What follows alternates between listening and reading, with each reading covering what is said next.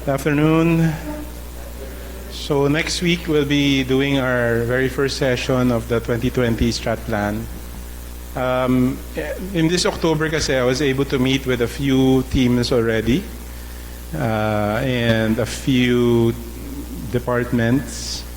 So I wanted to give feedback, but in general, so that next week you can already incorporate some of the items I've discussed here as, I think, essential part. No? Actually, these are, anyway, sabihin ko sana, common sense naman, pero I guess I might as well just spell it out. No? So earlier, within the year, I discussed these slides, no? Talking about Zone 2 Win, talking about the investment horizon. This particular one, the concept of investment horizon, is important kasi some of you are only really planning for 1 year, pero dapat you need to have a view of at least 2-3 years. No? In fact, we talk about it as in a decade, diba? There are difficulties in implementation, so we need to be careful about I don't know if it's an innovation. We talked about our goals, so anyway, some feedback I wanted to discuss is, first of all, some of the plans now have been presented, hindi niya na-incorporate or hindi niya na-connect yung overall goal natin to be the kind of company na that we want to be in the next year, next decade. So, first of all, the department plans nyo need to align to company goals. We sometimes actually encounter this. No? There are projects, why are we doing this nga ba? So, ba't nyo pinapropose yan? Sir, sabi nyo sa akin, I really don't want to hear that statement anymore. You need to be convinced of what I said to you and then repeat it back to me using your own logic. Meaning, sir, kasi this is like a technological solution na we will need. I don't want you to say to me, lalo na sa harap ko, na, sir, sabi mo yan eh. No, di ba in-explain ko yan sa'yo na bakit natin kino-consider. We're not doing it because I said it. We're doing it because it aligns to our goals. Ano ba yung goal ng department mo?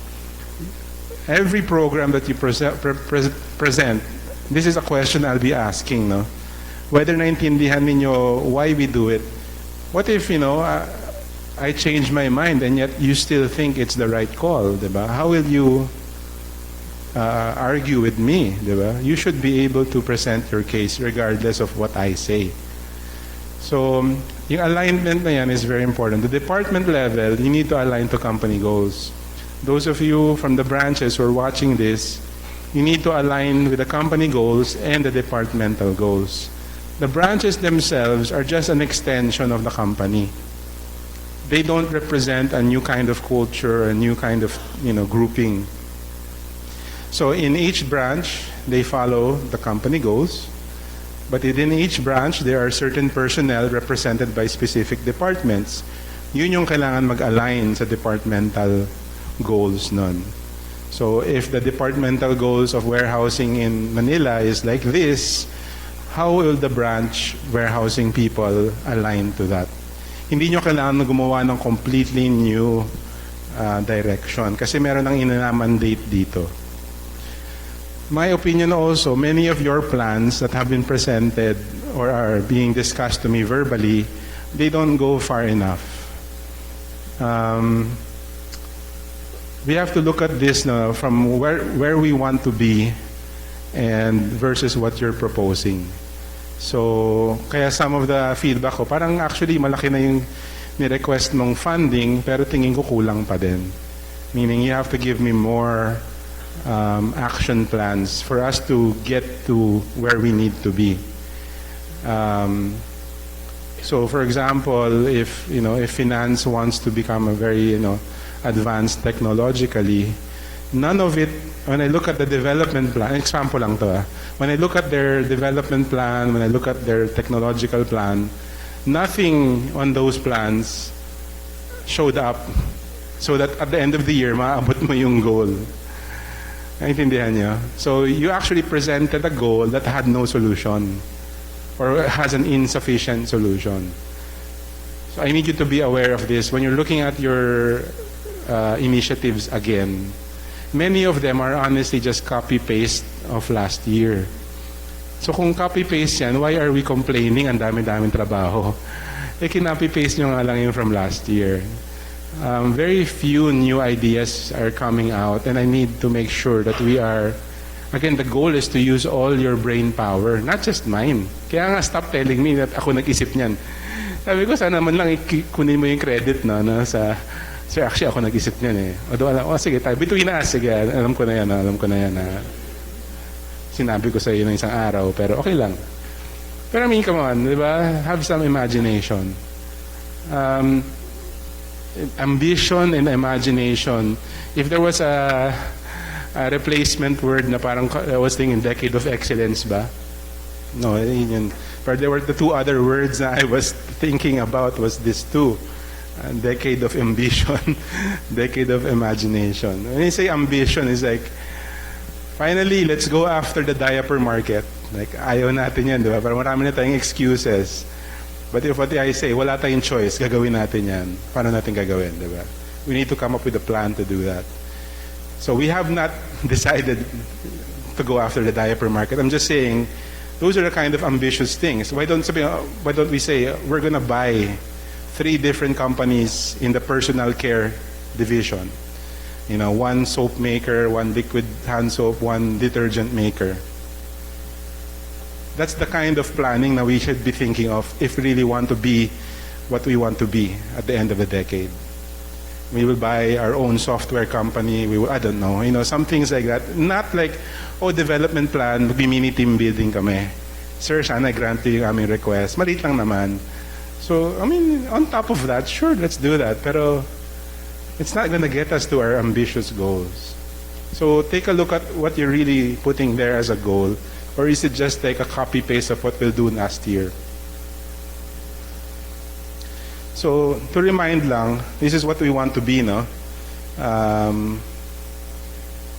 So, particularly that last phrase, the vision is referring to what we want to do in the future, no? SCPA's vision is to become a world-class, multi-category Filipino company that is focused on excellence and service. The top local global company in hygiene. So what companies come to our mind, no, to are at this level? Talking about Procter & Gamble, Unilever, Colgate-Palmolive, Mondenisin, ACS, Sanofi. Talking about many of these are, of course, are run by locals, no, by Filipinos, but particularly the ones that are family businesses before, that have taken the next step, URC, yun yung kind of company we need to become. So if you're telling me na ganito lang yung kailangan natin for your department next year, parang I think we're gonna have a disparity in terms of direction. Within the year next year, if I don't correct it now, within next year, you're gonna wonder, bakit ba napaka-demanding ni Sir Ven sa akin? Ang dami-daming pinapagawa. Sabi ko, well, we should have been discussing that noong November. No, we should have already plotted this project.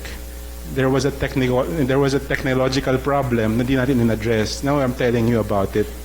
Kasi ngayon lang natin na-discuss. Pero kumbaga, ito yung mga, that's why I'm giving you this feedback before our Stratplan. This is the kind of ambitious goal that we want to be. Now, is it going to be doable or not? It's never going to happen if we never try. So, and certainly we will try. So take note lang, when we're coming up with these kinds of plans, you need to make a commensurate plan based on that. It's honestly much better for you na I say no to your plan than for me to be unimpressed by your plan. So kumbaga, damihan nyo na ang gusto nyong proposal. Make sure na pinag-isipan nyo. So we are presenting also a strategic plan, not a wish list. So last year, ang unang mga plans na pinropose are mga sarili nila, no? Like allowance increase, team building, incentive trip. Sabi ko, none of that is helping the company strategically. Those are good to do. But in addition, you should give me a proposal for a strategic plan. So when you identify a project you want to do, it needs to include the methodology of implementation, timelines, and success indicators. So some of the initial proposals given to me is like one item nakalagay lang. Like, are you really going to force me to ask you, how are you going to do that? Why don't you just present it on the slide, diba? So we will do, we're going to have our own HRIS, sabi ng HR. How, methodology, we will use Sunfish. How much will it cost? Ano yung timeline? Ano yung success indicator? How will we know that we have succeeded? Each of your items needs to have this, no? Hindi pwedeng lagay nyo doon, program, no? Let's say program, coaching. Very good. I like coaching. But, okay, ano yung methodology mo? How often would you do it? When? How many hours? Each of your people? All of them? Timelines. Anong commitment mo for the whole year? Ano yung success indicator natin for that? Most of the things I have seen is that they just list an item and like, yun lang. Maybe if I'm lucky, they put a price, no? Ito yung magkano. Sometimes the price is not the item, it's time. So, like managers, if you're expecting to do coaching to your team, you really need to budget your time. Kasi kakount mo yan, 3 hours per person per month. Ilang kayo? 8, 24 hours. That's 3 working days in a 1 month. No wonder none of the coaching has happened, di ba? Kasi hindi na budget yung time. You need to be conscious about that. Initial investigation and study should have been done by the time it's presented, no? There should be enough information to make a yes or no answer. Present a comprehensive preview of what we need to do next year. Ito yung goal ninyo. And then so you can, since this is a town hall, you can ask questions anytime. I feel this is your last chance to do so. Think of it as like the last review session before the final exam. So I'm the professor giving you the cheat sheet, no? Paano kayo magiging hindi na pumasa, no? Gusto ko kayong mag-succeed. So a note on HR slots. So you need to show a preview of your current organization. Honestly, kahit handwritten drawing, wala akong problema. You don't need to career like very nice chart, no? I don't mind. Alamang naman, baka we'll have to fix that pa. So any new slots, or if you're already actively searching for candidates, you have to indicate. Production in particular has to indicate like the many new job types. Now we never had, like we're gonna have IEs, we're gonna have all of these new job slots. Warehouse and logistics planners, this is an example of a new job category that we have. So I want to see those in your preview of your current organization. So I'm honestly going to spend a lot of time talking about your slots. So who they are currently being, who's currently occupying them, kamusta sila. Kasi most of the time, hindi ko nakilala yung ibang tao nito eh. The next item is very important, the third-party slots. I need an exact number. Last year, very few were able to give me the exact dicer count. Sir, mga 8 to 12. Like, ano ba? 8, 9, 10, 11, or 12? Diba? So, you should have these proposed slots with specific numbers. And here's the important one. You need to already propose a salary scale and basic rules for its implementation. Ito na yung sinabi natin mid-year na we want to pay our third-party people higher. So for example, certain Manila slots, not all, can be paid up to more than 3,000 above the minimum. Pero when I say like basic rules for implementation, hindi naman pwedeng plus 3,000 na lang kagad. No? Maybe you can put like plus 1, plus 2, plus 3. Diba? Plus 1,000. So first of all, you can still pay people at minimum. Hindi naman yun bawal. No? So lalo na yung mga medyo bago. In fact, kung super bago yan, you can even pay them below minimum. That's sanctioned by law as parang ask HR about it. Then you get to minimum, then you get to 1, plus 1, plus 2, plus 3. But how? and which slots, which job categories. So branches naman, you can propose your own rates kasi iba yung rate nyo sa Manila, but you can align to a Manila minimum, not Manila plus 3, Manila minimum. Or a local reference. For example, Bohol can pay their people Cebu rates. So whatever it is, it needs to be proposed during the Stratplan. So those of you who have hiring or hindi naman permanent, or you're hiring people, supplementary clerks in here in Manila, you should also have that.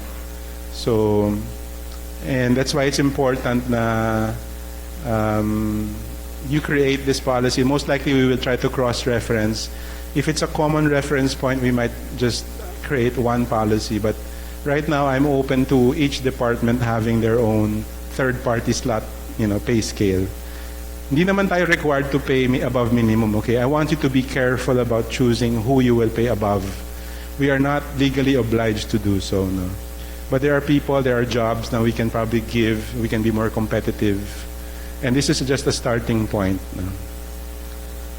Most of these above minimum rates will be in the form of an allowance, not part of the basic pay.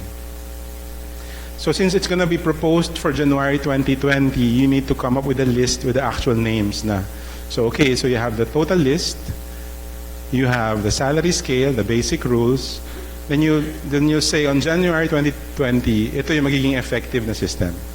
So specific people in the third-party list need to already be recommended for a higher rate.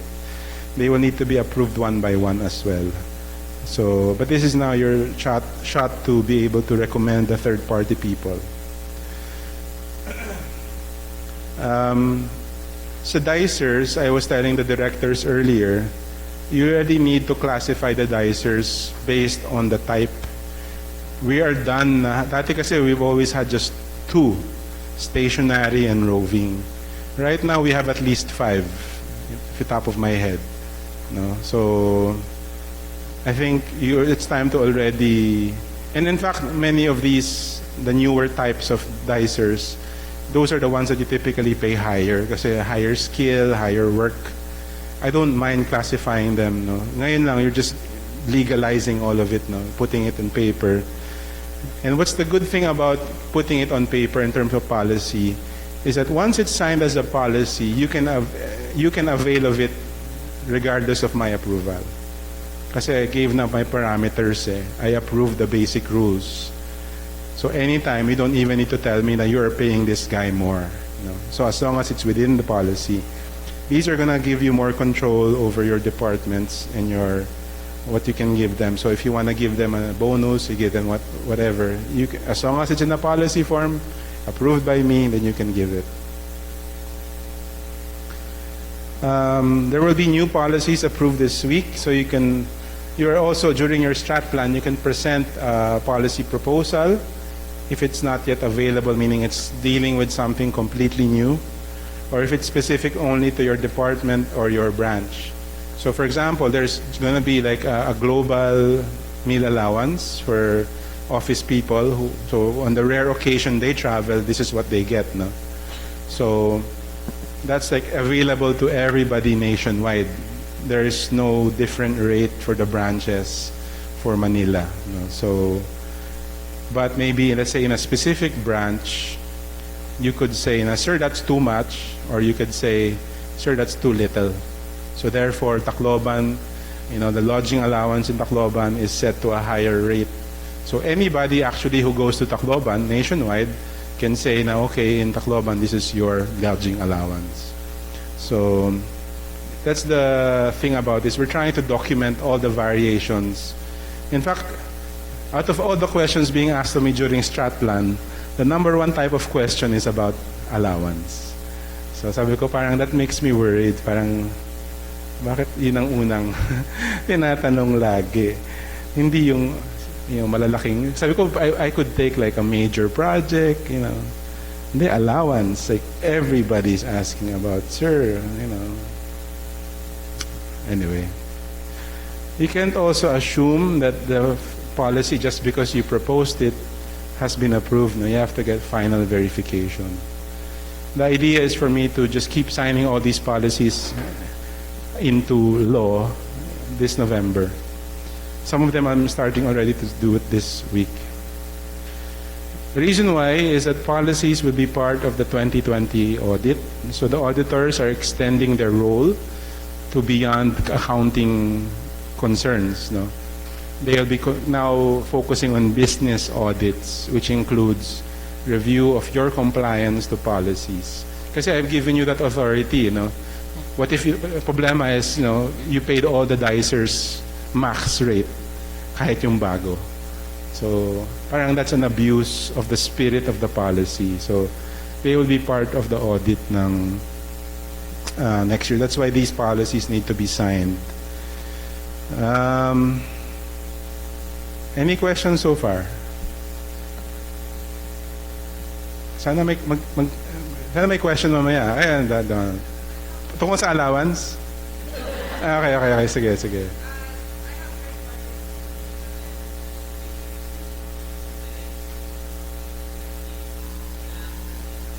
Sino to? Sorry.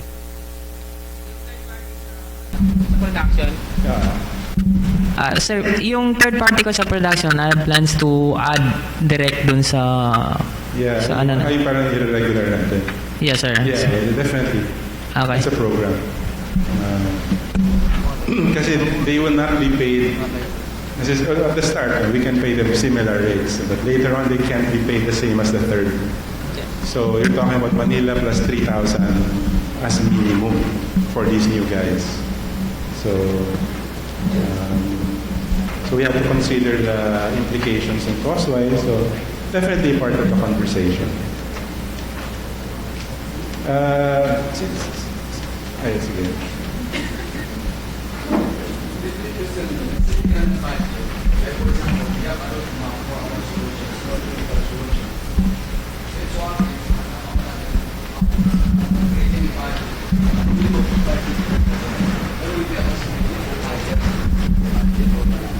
The budget kasi, well, sometimes, very rarely will I use the peso amount as reference. It's more like ballpark figure. I understand na it changes. So normally it's the item that gets approved rather than the price. So for example, many of you requested for a computer which you budgeted 30,000. It actually came in at 54,000. In-approve ko pa rin. Kasi, you know, we still approved a computer, whether it costs 30,000 or 54. So, same if it's lower. Now, if you're really asking for a new item to be approved, a new promo, i-request mo na lang ulit. Don't play around with, oh, I saved budget on this item, therefore I can just unilaterally decide I'll do this. No. So you were approved for that specific thing, like this promo. Oh, I saved 30,000. Yung 30,000, bibigyan ko lechon dun sa account. Sino nag-approve nun? In-approve ko yung promo, not the lechon, di ba? Kung gusto mo, you come to me for that lechon, di ba? And then I can approve it or not. So, pero hindi yun parang ganun na parang, oh, we saved here, therefore we can put it there. Kaya nga sabi ko, you just propose everything you need. I-propose yun na yung lechon ngayon kung gusto mo. Di ba? So then I can say, oh, conditional. Kung nakuha mo yung savings, sige, tuloy natin yung lechon. Baka ganun yung pag-uusapan natin. So, I hope di ganito yung level of conversation natin next week. Pero, I mean, I'm open to this. Walang problema. Pero, but I don't normally will not approve amounts na, like peso value. Kasi I know na change. The problem is, there are people who bought a 30,000 peso computer. Ang pangit-pangit na nung computer na yon. Sabi ko, next year, magbibihingi ka na naman ng isa. Kaya sabi ko, right now, you know, maybe in the future, we can accurately figure out the cost of things. But right now, you know, maybe using historical data, we have an idea how much computers cost or whatever. But right now, don't worry about the value masyado. You ask about the item you need. And I mentioned this to the retail kasi normally it happens sa retail now. If they go under budget, they normally use it for other things. Sabi ko, hindi yun approved So, may isa pa nga nagsabi sa akin, Sir, under budget tayo, di ba dapat may cut ako dyan sa savings ng kumpanya? Sabi ko, our company did not spend that money yet eh. So how can it be a savings? No? And it's part of your job description to negotiate on the company's behalf. So, anyway. Pero, I applaud the balls on the guy. So, okay naman. Other questions? So, some feedback programs are indicated as part of a list, but it does not indicate how it will be accomplished. So, minsan, you list nga what you want to do. I mentioned this earlier. But hindi clear how it will be accomplished. Or maybe even the various ways it could be accomplished, meaning you're prescribing 2 to 3 potential solutions for this, but you identified the project as an important thing, so you took time to observe different methods of solving it. You understand also how much time it will take. Sometimes you have to indicate, I would say, I really recommend this, how much active work time is needed to accomplish that.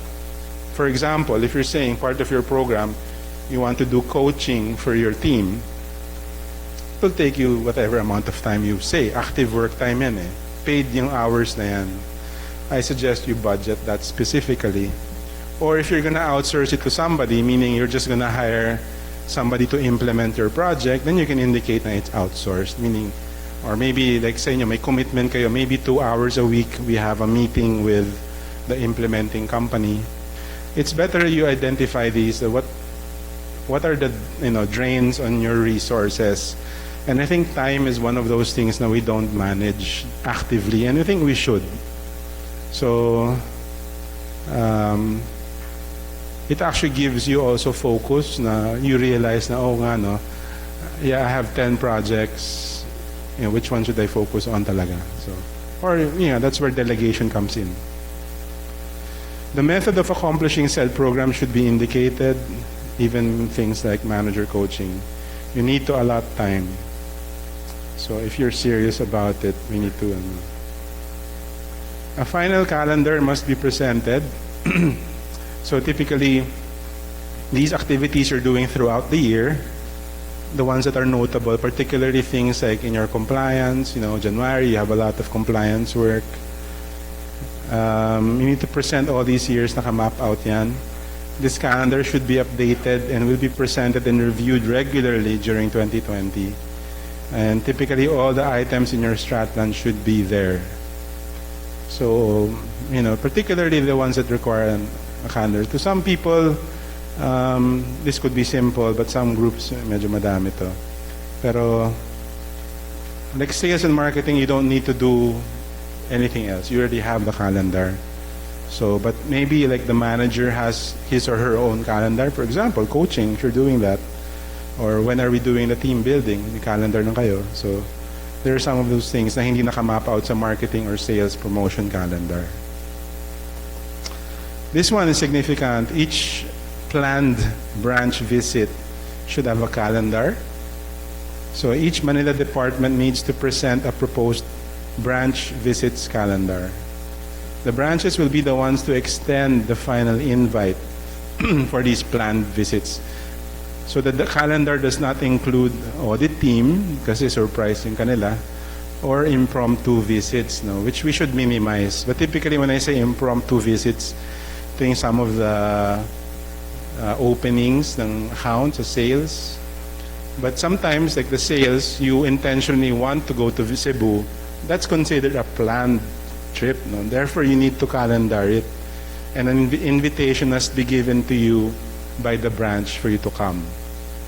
This is a way for the branches to manage the volume of people visiting. This year, there are just so many people visiting the branches, sometimes at the same time. Walang coordination. Tapos, wala namang choice yung branch na pumalag. Pwede bang isa-isa lang kayo? Pwede bang or maybe nga sometimes, that's why I want the branch to issue the invite. Oy, si Ma'am Mirna is coming to us. Pwede bang i-discuss na rin niya sa akin yung mga finance concerns? So that only one person goes. Hindi na yung parang 3 people go, 3 different departments go. Similar topics lang naman sila. So, Also, when you visit the branch, it is highly likely na they will be asking you to present a specific topic as part of the development plan. No? So for example, while you're there, you should be talking about Excel or you're talking about something else. No?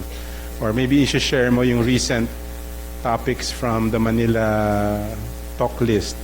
Like itong single blessedness na to. Pag pumunta si Ray sa branch, baka i-ask siya to talk about it, no? Since nandun siya sa video. Whatever. So for the branches, the 2020 branch anniversary will be combined with their team building. So the budget will be combined for this. The anniversary will be focusing on the team, not outreach concerns. So recently, marami silang activities, mga parang outreach. Let's focus back on the team for 2020. So satellites can choose to celebrate individual anniversaries and their team building. I want less focus on bigger groups. So smaller level. No? So if CDO is doing an anniversary thing, CDO team lang. Hindi na nyo isama si Butuan, si Surigao, because they will have their own in the area. Besides, I don't want to double the budget for that. No? So you only get one team building in the year, and that's during your branch or satellite anniversary. The 2020 Christmas party budget, this is notable because up in the air pa how much I'll be issuing on a per head basis. The branches got, I think, almost double the value this year in terms of the budget increase ng kanilang Christmas party. If you manage it well, I will increase this continuously. But if you don't manage this Christmas party nyo, this 2019 well, wala akong faith na magbibigay ng larger budget next year. So you better, I gave you twice the amount. It's still not the Manila level, but I gave you twice the amount you got last year. So I'm watching you na mas maganda yung program nyo this year. So don't compare yourself to Manila. Be better than Manila. Yeah. So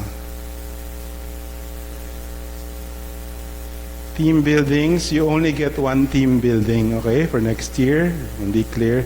Marami kasi naghihingi every quarter. Isa lang po.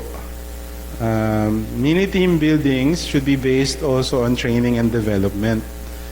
If you want to, kasi there's the big team building. It's typically the theme is going to be managed by the development officer. Like this year, we talked about strengths, etc. I'm willing to allow mini team buildings, but they need to be based on your training and development needs. So, and typically this is going to be HR managed as well. The other idea is mini team buildings, but based on work groups. So, for example, Joel can ask his salesperson for SM, his billing for SM, CNC for SM to have a team building.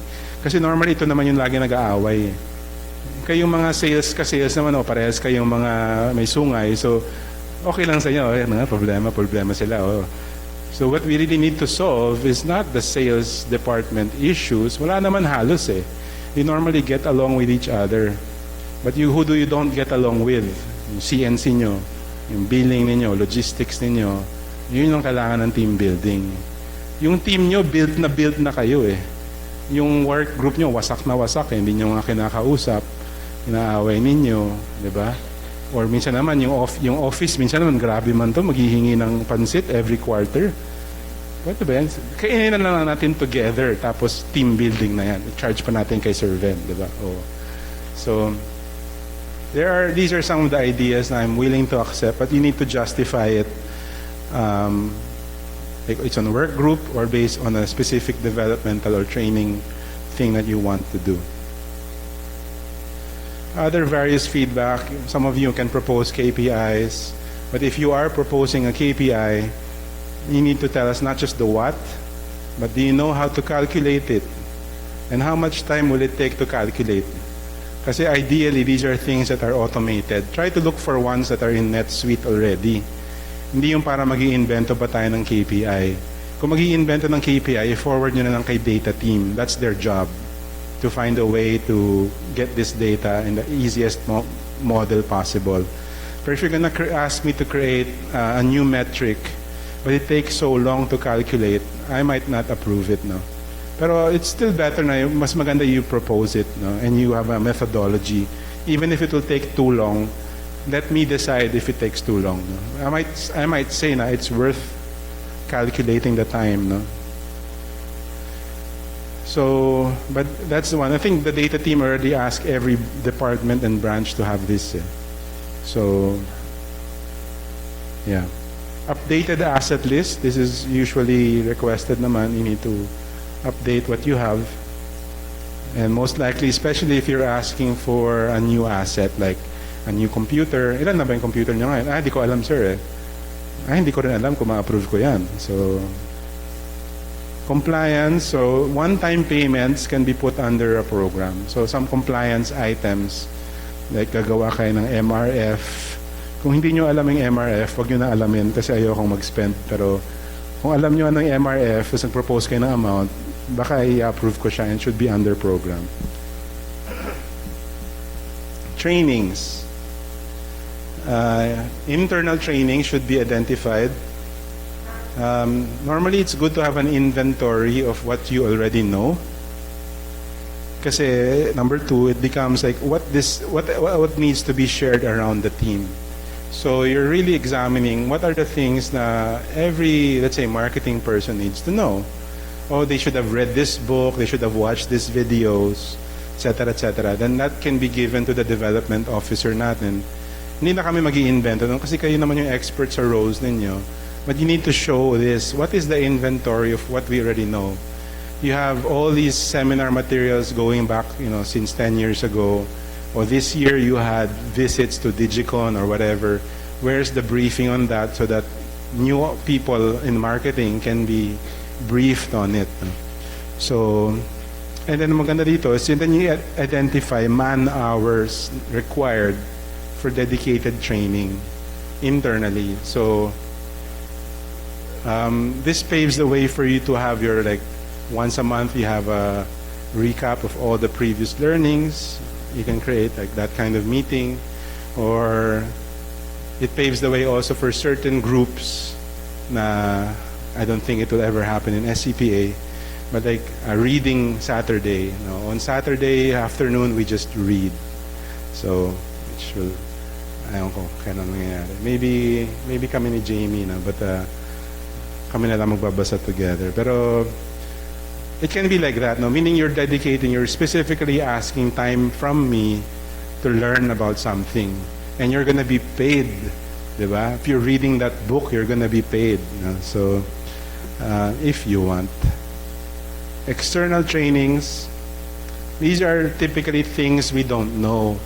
If you're gonna ask, the salespeople are gonna ask, sir, padala namin tong taong na to for key account management training. Sabi nyo, i-commission na lang natin si Joel, kayang-kaya na niyang turuan yan. So, ideally, if you're requesting for trainings outside, it's on things we don't know. Diba? So,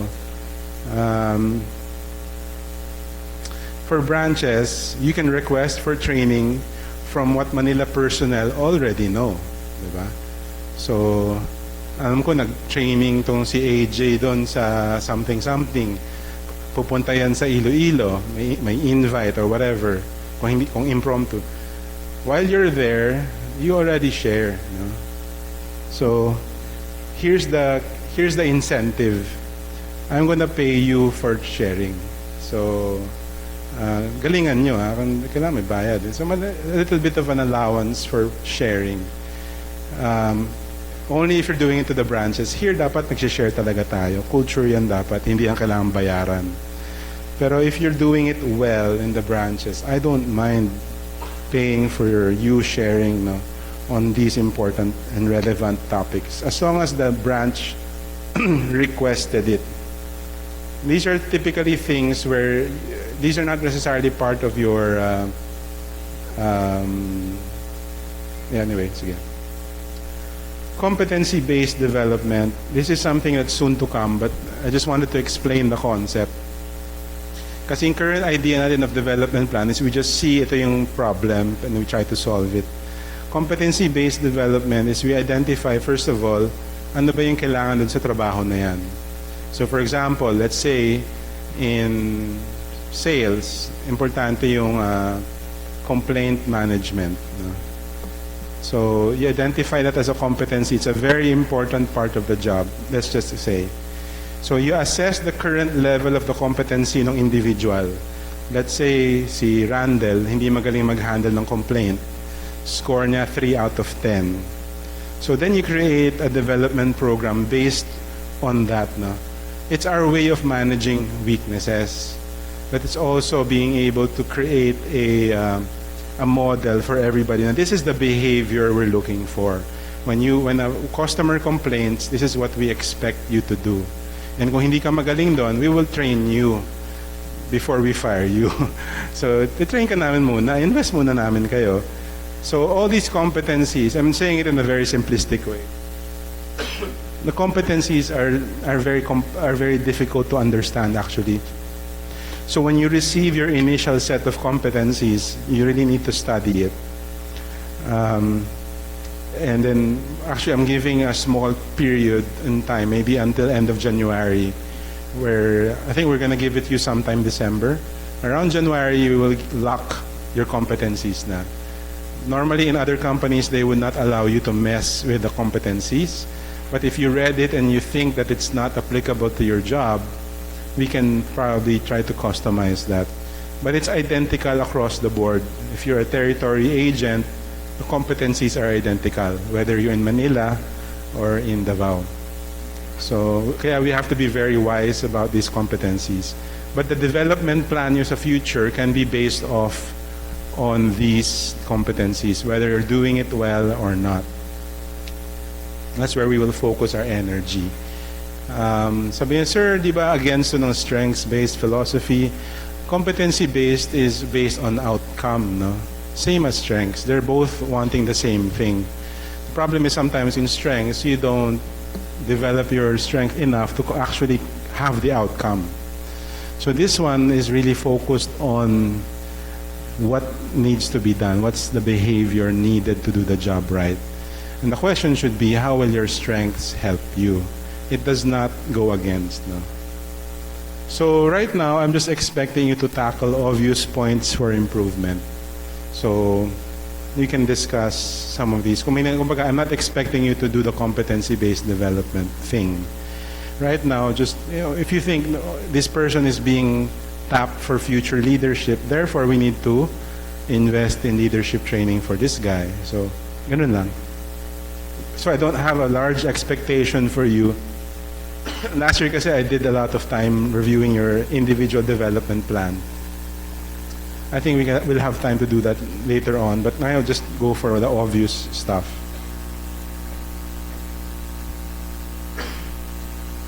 Departmental values. This is not including the branches, no?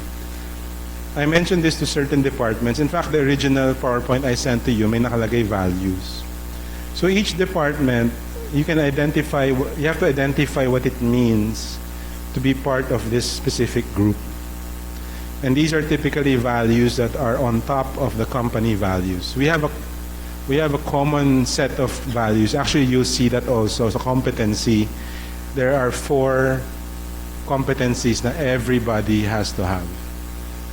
What I'm talking about is specific to your department. So these are things actually that are also model nyo for development. So for example, let's say in data team, I tell them, one of the departmental or team cultures natin is curiosity. Important na every data person that we have is curious. So whether you are approaching it from an analytical point of view or from an empathetic point of view, basta curious ka about people, about the world. So our development plan should be based on that. Can be various different topics based on curiosity. This is an alternate developmental model, no? Kasi you want these, that's why you'll see si Leia bringing the marketing team to a play about serial killers. I don't know what the value is behind that now, but I'm sure it's a beautiful play.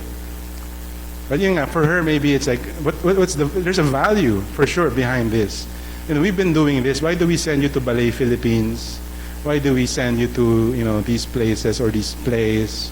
Why are we gonna do, parang random, why are we sending people to Korea?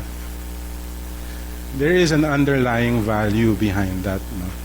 And it can be your foundation for developing your team. Sabi nyo, bakit ganun? Sila marketing lang gumagawa ng ganun. Tanongin nyo, bakit yung manager nyo hindi ginagawa yan? They are actually allowed to do that. Hindi lang nila na-justify why. And I'm telling you now, it could be based on some of these.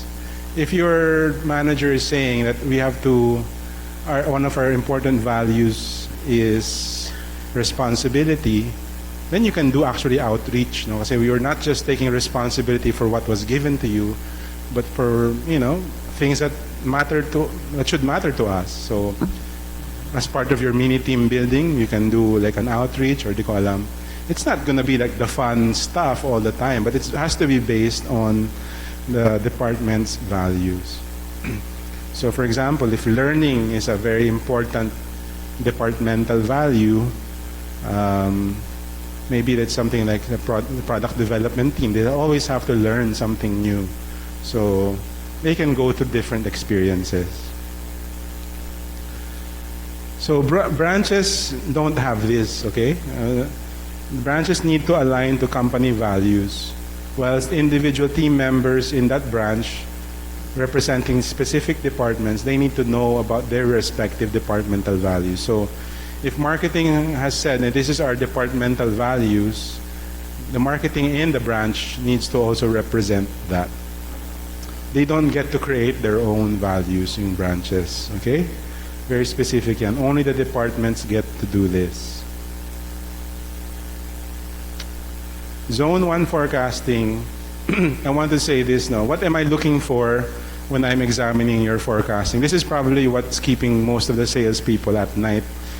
What's interesting here is the key concept here, internal consistency, applies to even non-sales departments. So the underlying assumptions that you're making, whether it's forecasting or your projects or your programs, they need to be logical. If you're telling me that this category is being forecasted to grow 25%, when last year it was growing 100%, why are you under forecasting now? There has to be an internal consistency. So same with the certain categories performing, certain accounts growing, pero the forecast does not flow logically. Walang internal consistency. This is what I'm looking for, more than what the number you are presenting to me. So, whether it's 16, 15, 17, 18, 19, 21% growth, in fact, I won't even dwell on that. I will dwell on how you got to that number. That's the focus of my question. So be ready next week. So from the big plans to the small plans, this is what I'm looking for. This is why I'm saying development plans need to have the same consistency. It can be based off on your work group or the values of the department or your development plan or competency. See, meron tayong fina-follow na logic, no? Pati yung mga plans nyo as a company, may logic yan. From the company overall direction, this ambitious, imaginative plan requires the department to do what? And the individuals to do what?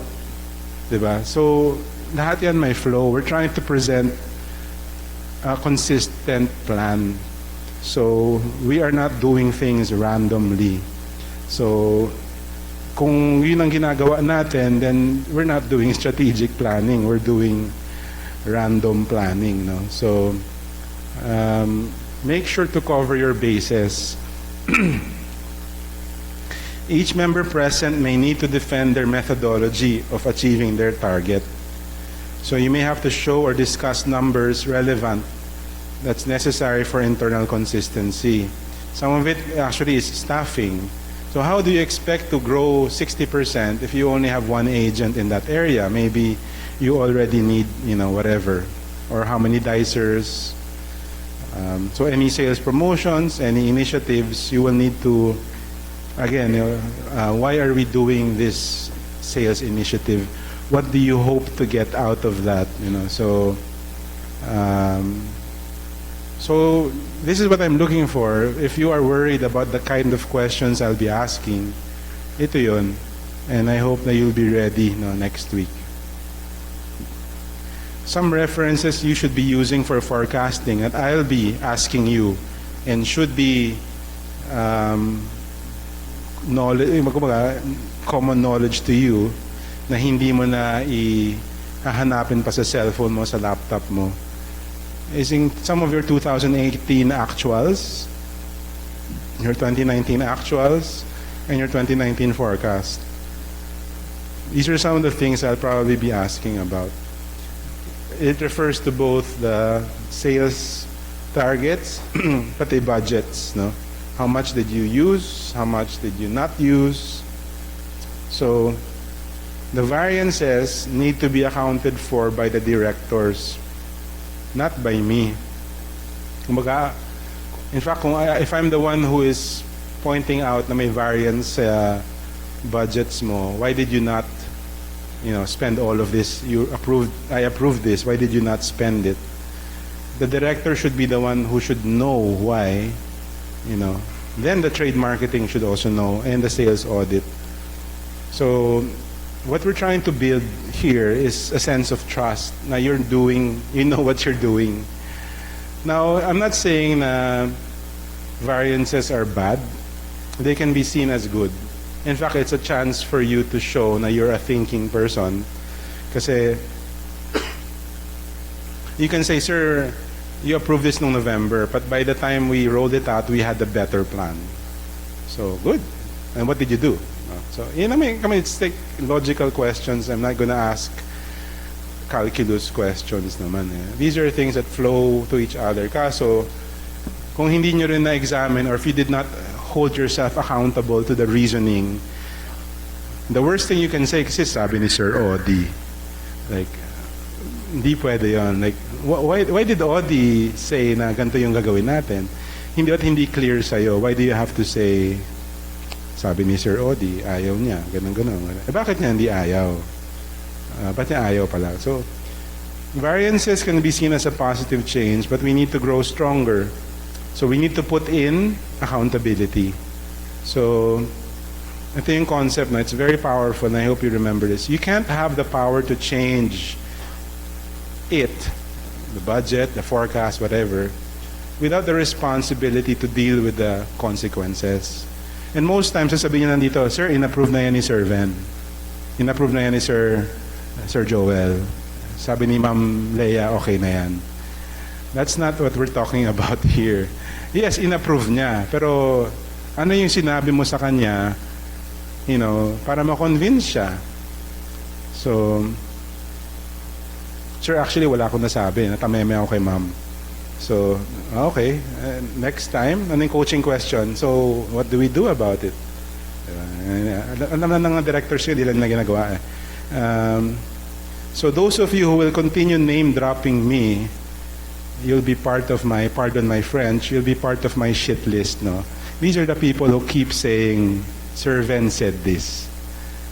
No, you get it approved on its merits, okay? So, because of this, actually it's a forecasting, because of the nature of this, now it keeps changing, and maybe it could be changing for the better. Yung initial approval ko for actual amounts should not be, it will not be approved by amount. Same sabi ko kay Nelson. So if you want a promotion, the mechanics and the outcome will be approved. The actual amount, because I don't know how much you'll actually use, you're gonna give me a ballpark figure, let's say, 2 million worth of this. And okay, 2 million worth of that is kind of okay. So, provided you have this outcome, provided you have this methodology, meaning that you're gonna look after implementation, ganun, go ahead. So that's the kind of approval you will receive. I don't want to see in my table na parang ganun na, we changed the plan, and we only used half of it, therefore I will use it for something else. Or maybe, sir, since I saved money on it, you should give me a cut of it. No? So, you have to go at it item by item. And also, sales needs to commit to quarterly review of these decisions as well as the strategic plans. So trade marketing, sales audit, you need to hold them accountable. But most of all, the directors, you need to hold account to your team. So you examine their decisions. The idea dito is that it really empowers the salespeople to do more of what they need to do. I don't want to have a kind of strat planning in other companies where nakalock in na lahat at the November. I mean, ganun ba tayo kagaling na predict na natin 1 year from now, ito yung appropriate na promo. I'd rather encourage na you guys keep thinking of something better and allow you to do so. Kaso lang, I'm just saying, you account for it, you report it. If need be, the auditors or the trade marketing will have to report you on it. Pero mas maganda, it's really the director, kayo talaga actually yung linchpin dito. But I'm willing to share that authority with you.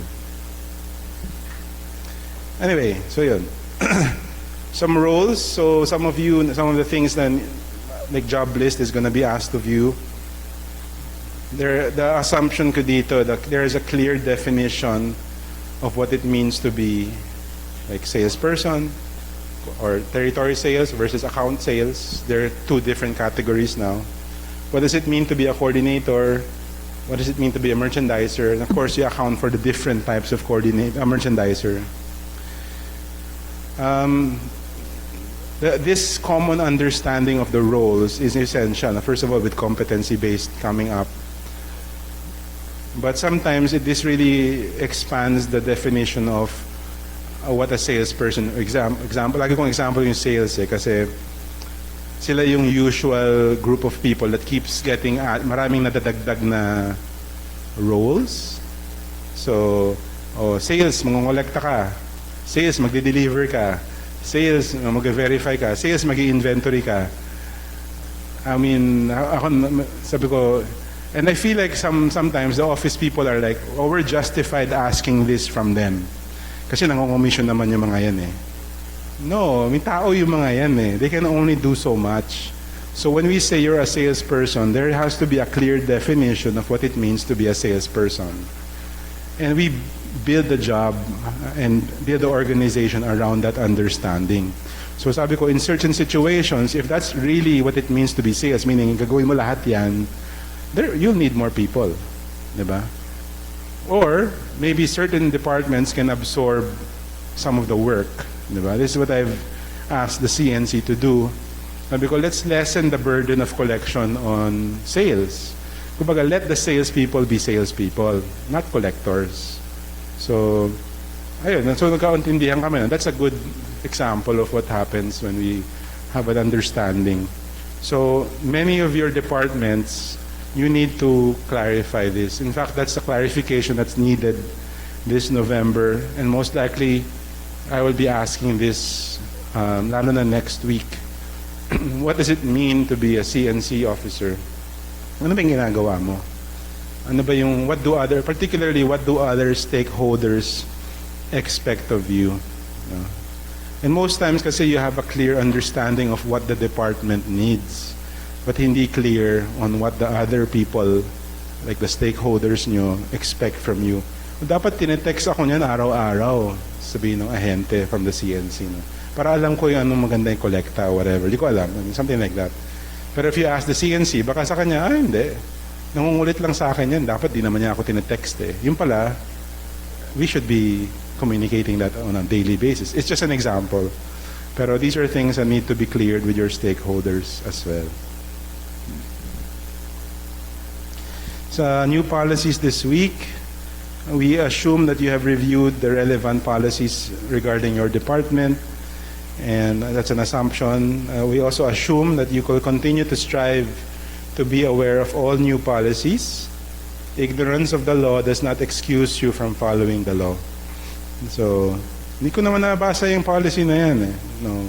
You'll be given notice. We'll try to do our better job releasing these policies, no, but you should know. Again, clarification of who owns systems and who uses them. For budget purposes, certain expenses may be attributed to your department. So, especially some of you are like, hindi sa'yo yan, hindi sa akin yan, hindi sa'yo yan. Parang, If hindi clear by next week, it's okay. I will have to make a ruling, and it's mandatory that you accept that, no? There is no penalty for being given such expenses naman. But there is a responsibility for the department to monitor and manage the expenses if you are the owner. So,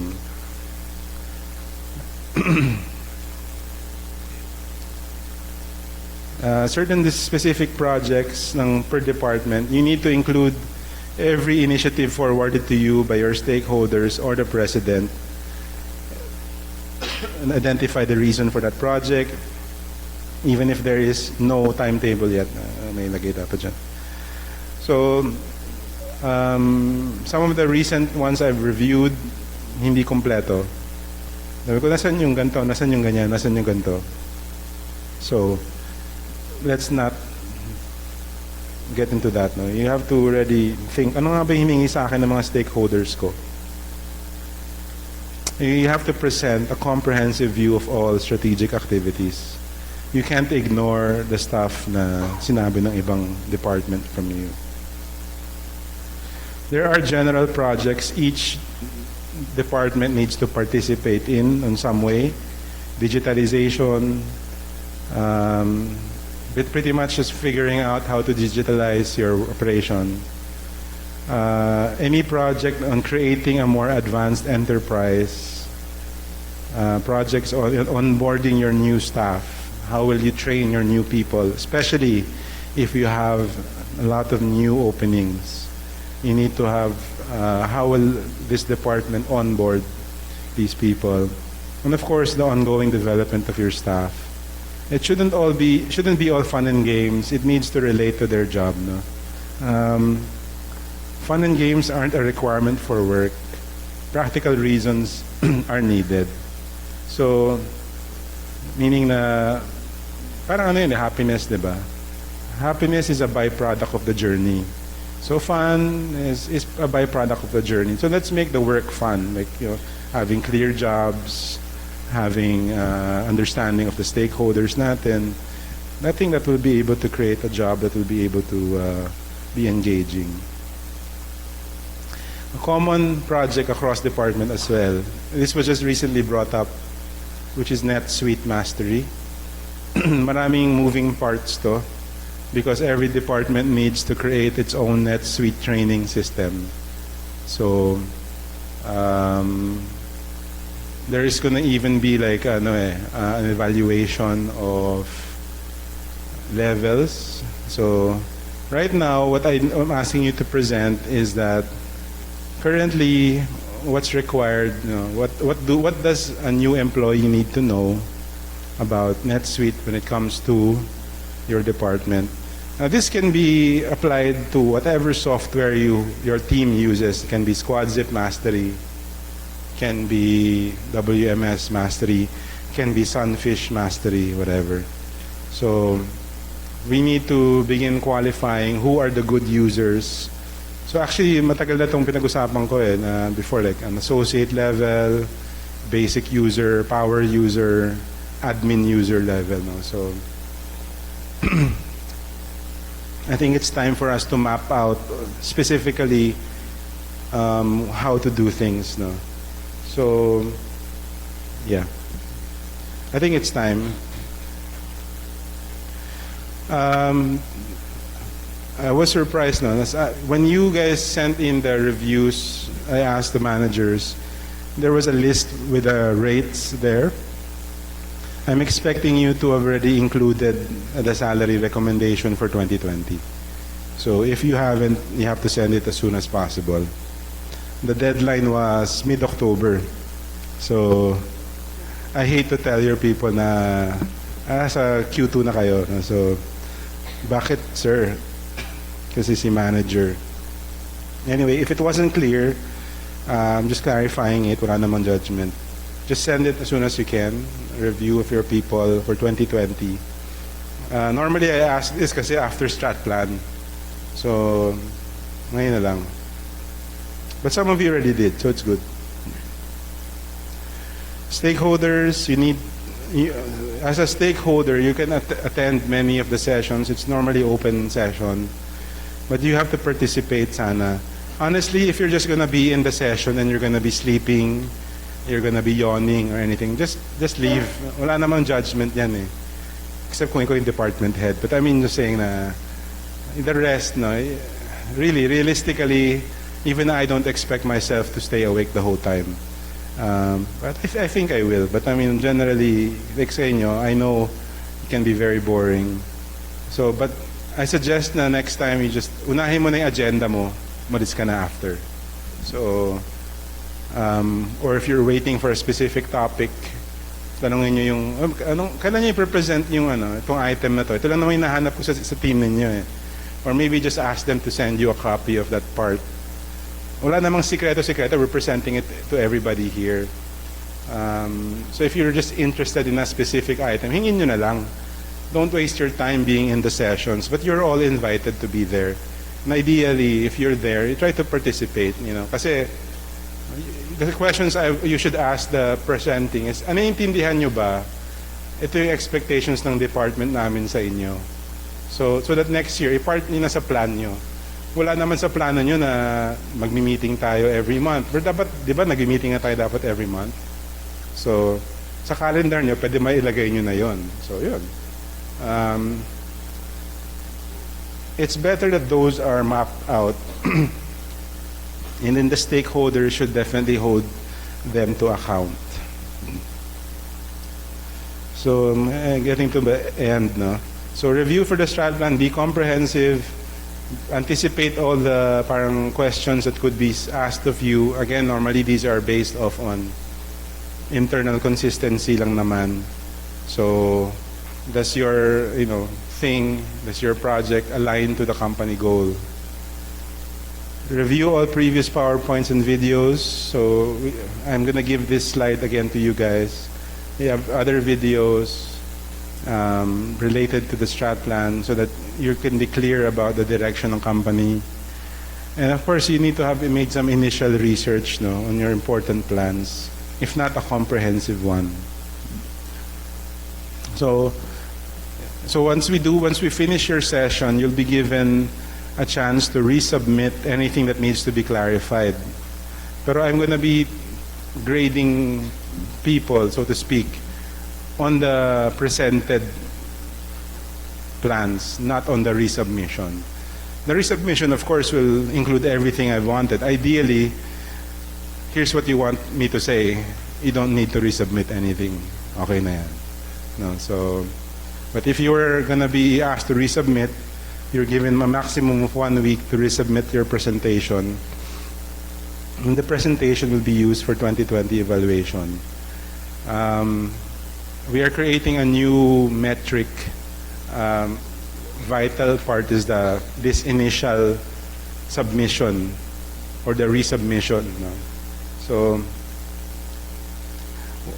ang preference ko rin also, the way you construct your PowerPoints is that the relevant details are in there. Hindi naman yung buong paragraph, no? But such that the presentation is such that parang if I read it 6 months from now, maintindihan ko siya. So hindi yung parang like literally one word lang siya. No? You need to put some details, some amounts, so the general concept of the promo or whatever. So, kaya yun. Hindi naman masama if I ask you to resubmit. In most cases, I expect most departments to resubmit. Pero you won't have a lot of time. So, I suggest on the day or the very day after the presentation nyo, tapusin nyo na. In most cases, ideally, after I talk to you ngayon, ideally, the situation is konting polish na lang ang kailangan when you resubmit. But the general thing is going to be approved. No? You will also know clearly whether your projects have been approved or not. You will be given a voucher by the data team representing approval, and that voucher will be accepted by the finance team. They don't need to go through me anymore next year. So they will be subject for audit, but they'll no longer be going through me. No? So, ayun. In the case of mga promotions, etc., anyway, you'll have mechanisms in place na right now, many of the promotions still go through me. Most likely it will go first through the director, which can be verified by their TM and the audit. No? So, do you have any questions? Please have questions.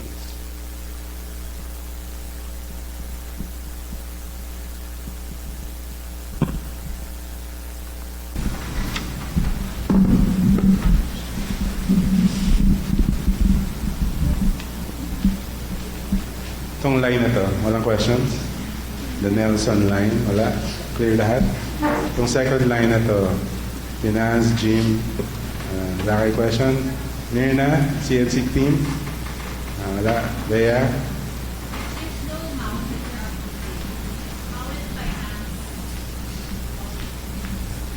Some can have amounts kasi some specific values already.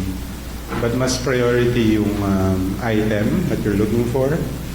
So, and that, like for example, it's a computer item, and you specify lang what kind of, like you want a powerful, very high-end graphic artist computer. Approximately, you can put an approximate naman, approximately 120, 150,000. So, gives a signal to the IT to choose. But if you're just saying like desktop for NetSuite use, they already have a template for that. Typically around 50,000. Then you also say if you need a laptop. So you're gonna say, is it a Mac? Is it a PC? So if you have a very specific request, that can get approved regardless of the value, because it can change. But there are some items that you need the value. So don't get me wrong, no.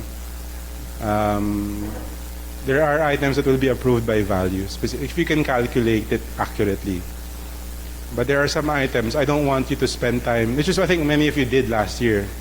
Pumunta pa ng National Bookstore, tinignan magkano yung bond paper. I mean, really, iba-iba yung value ng computers. I would say if it's highly unusual, specify.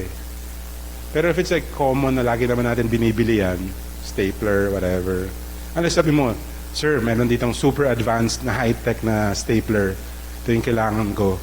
It's, 200,000. Sabi ko, galing yan ah. Sige nga, ano yan. Then you have to be specific na. So, but in general, the item is approved, not the price. Sometimes wala rin tayo idea magkano eh. But later on, actually, we will be giving you your parang accounting of your cost. So you'll see how much we used. That's a good question.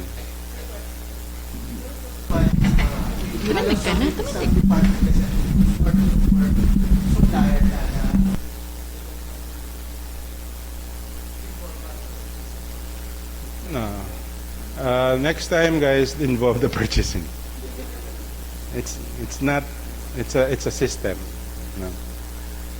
I-endorse nyo yung supplier nyo. Wala nang problema dun eh. I don't know why that would be an issue.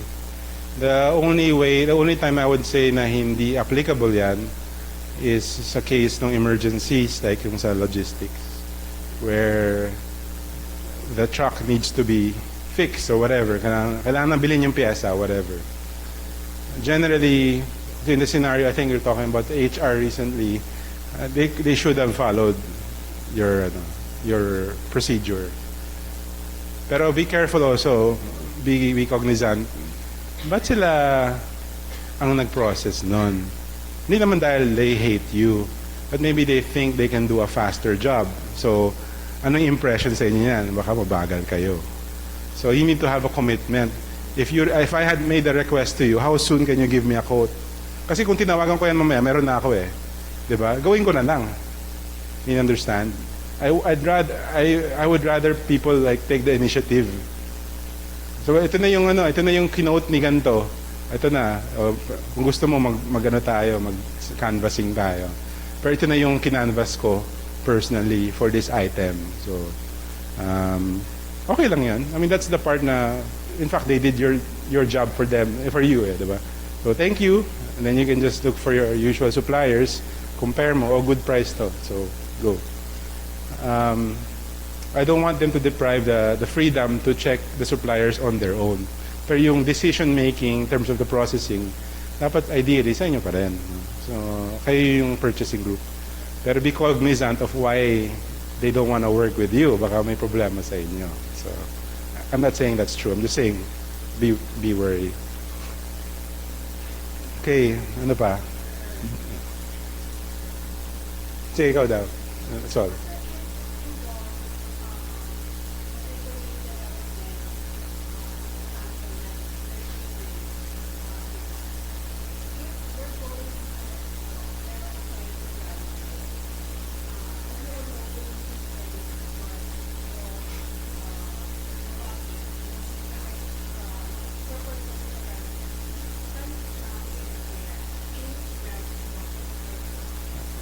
Staff ng branch yun eh. Yeah, you can like manage it. Kasi you need to work with those guys. Kaya ikaw yung parang nasa category na yun. Parang ano yun eh. Yung mga sa counterparts sa Manila, sa Cebu. They're Cebu agents. They're hired but they report to Noel. You know, parang ganun. Yeah, the counterparts nila, sino yun? Sila JP, ganun. They report to Noel or Jim or whoever. So, the budget is sa kanilang side, hindi sa kay Noel. Pero I can ask Noel, collectively, based on all the key accounts people mo nationwide, you know, do you have an inventory of the people you work with? You know, so ganun. So, may assessment ka ba ng mga tao ngayon? Magagaling ba yan? Ganun. So, yeah, which I can also ask of you. You were saying?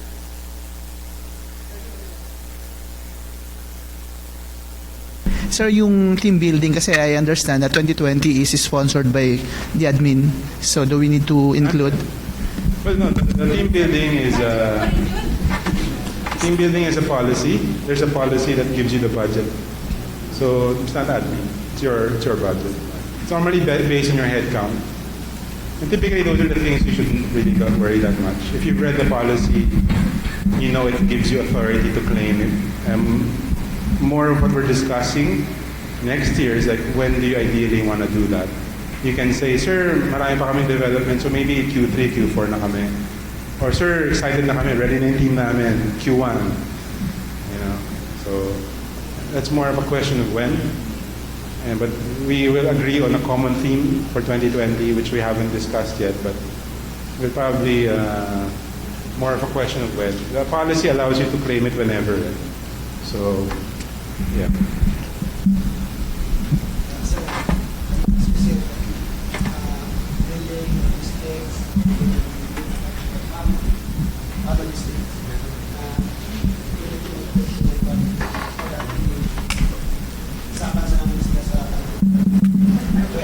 Yeah, you can request for that. There's actually no policy yet for that, pero we can probably formulate one. But it's more of, right now siguro you should propose what groups. Sino yun? So who do you propose to be in that? No.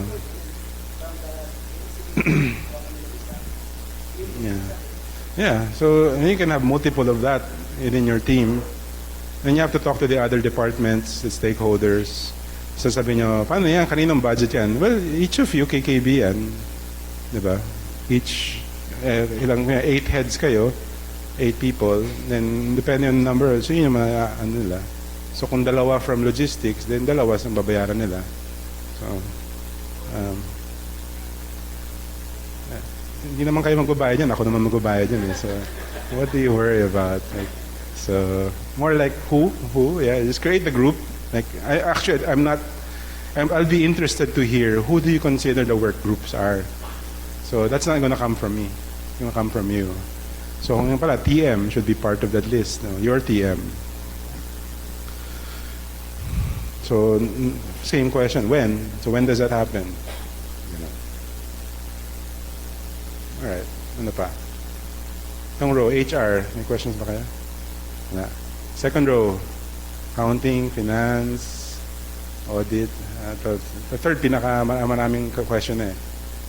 Cam row. Gado kayo? Opportunity niyo yan bago kayo mapahiya na. Sorry ba naman next week? Ready na to. Hindi naman papahiya ito mga to. Sir, one of our plans for next year is to more on sa top the untapped customers like sila SNR, National Bookstore, Watson. Can we, sir, tag in yung parang strategic budget namin to open these customers for 2020? Sure. Kasi inuunahan na kayo ng Insti eh. Okay. So, kasi mas magandang tanong eh. Anong bibigay mo sa amin, Sir Vel, kung makuha namin ng SNR? Sige, sir, yun na lang.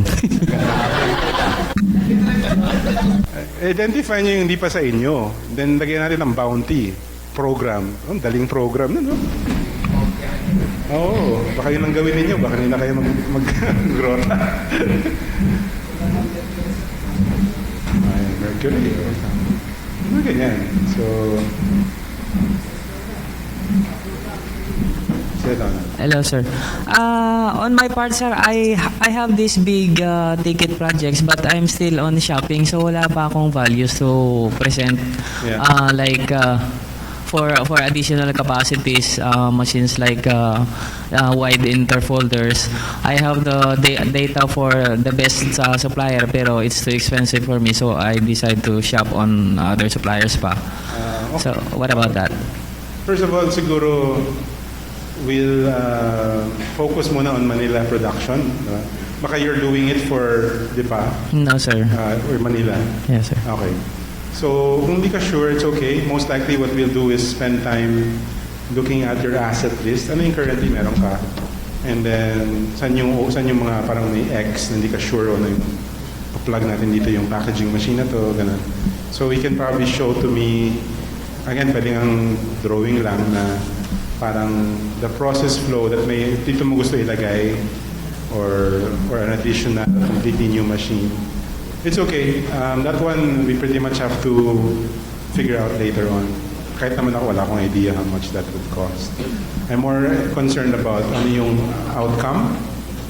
Kumbaga, we approve the outcome, not the item. So, outcome is we want a new machine that can capable of ganto, or a packaging machine for this line, or automation for this line. So, it can be approved based on what rather than how much. Thank you, sir. Anything from that line? Okay, Lawrence?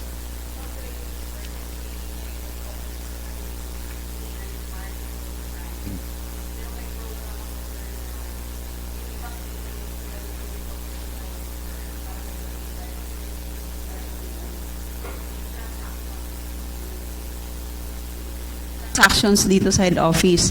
Pero it doesn't mean billing lang kasi sometimes merong billing / petty cash.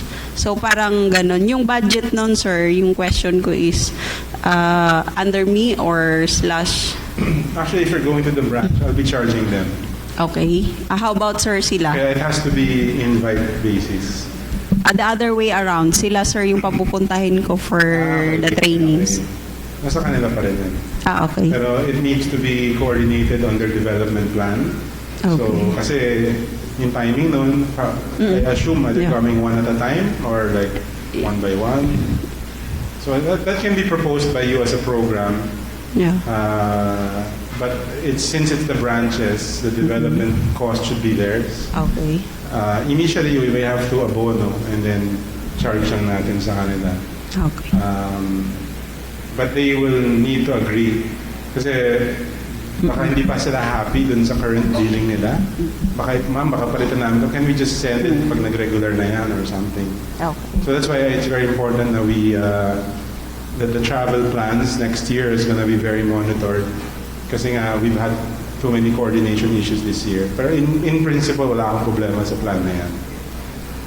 Particularly if they're from nearby, like Lipa or Dap-Dap, Like even Luzon in general, I'm okay. It's mostly the Vismin I'm concerned about kasi it normally requires, a flight. I think Bicol requires a flight now. So I guess Bicol is not, pwede pa rin ba? Okay. So yun. So the next problem mo ngayon is more like making them agree to your calendar. So, this year kasi medyo unilateral tayo. Lahat, basta gusto namin pumunta, tada, dito kami, entertain us, This year, mas gusto ko magkaroon ng coordination tayo, two-way. So like, when are you free to train them? Like, first week of the month. Okay, send your people first week of the month. Sino pwede for February? Sino pwede for March? So, or vice versa, if you're sending your team out, you can't send them out on the fourth week either, diba? So, actually, when you look at it from that perspective, this is why we're coordinating the calendar. Realistically, the office people are only available first 2 weeks of the month, diba? If you travel there, third week, fourth week, busy na sila eh. Kayo rin, busy kayo. So you can only travel really on the first 2 weeks of the month. So ilan lang kayo pwedeng pumunta. Kaya nangyayari, sabay-sabay kayo pumunta, which is the problem. Kaya that one we need to conduct. Pero that's a good program. I would, if you develop that further, I would accept it. Okay, sir. Thank you. Ayo. Wala na kayo. Di ba dito pa kayo? May pa-present pa ba kayo? Ha? Okay. Revised. Sige. Kala ko wala na kayong hihingin eh. Kulang pa ba? May dadagdagin ka ba ano? Okay. Okay. Ano yung comment ko sa'yo? Kulang pa yun eh. Anyway. So, okay. Sige. Para sa'yo lang. Hindi, okay. Sorry.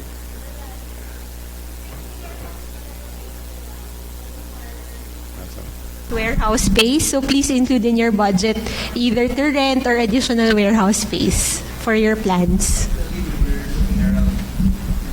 Kasi yun yung isa sa nagiging barriers namin for the new products. Kung kaya lang ni Davey gumawa ng bagong warehouse space, matagal niyang ginawa eh. Pinigana niya sarili niya para gumawa ng warehouse space. It's a real problem, real challenge. No? So,